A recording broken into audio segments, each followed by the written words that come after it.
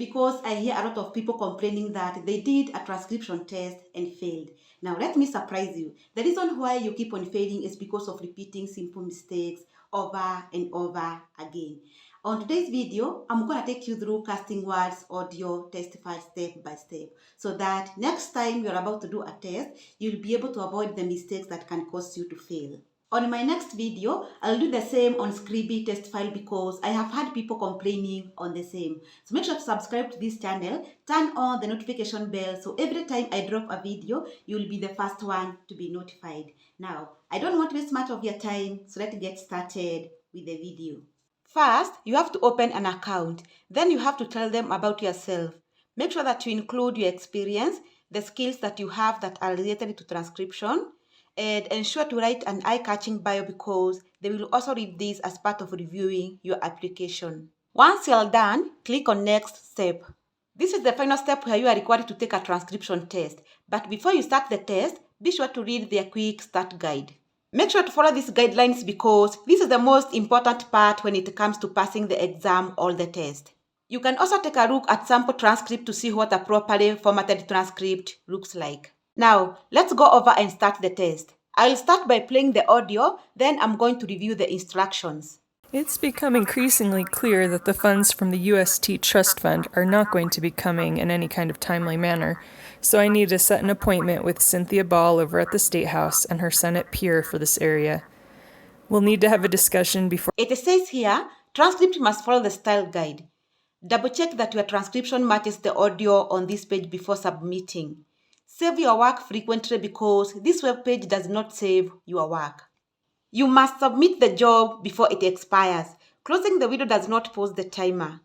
Never add timestamps to a transcription job. If you close this page, you can always get back the jobs that are assigned to you via My Job tab on your dashboard. Now, let's start transcribing.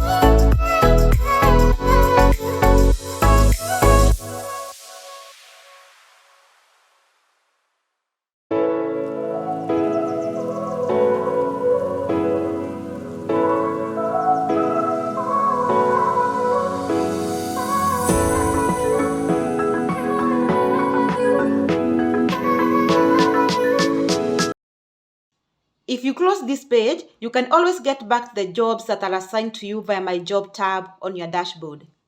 Now, this is an verbatim transcript, so we have to remove filler words, stammers, and anything that takes away from the core message of what is being said. Luckily, this transcription test does not have a lot of those, so it's a work made easier. The only filler words that I'm going to remove is well. There are some names that you need to search on Google to make sure that you are getting the correct spelling. On this transcript, the words that I'm going to search on Google are UST Trust Fund, Cynthia Ball, WXII, and Rain.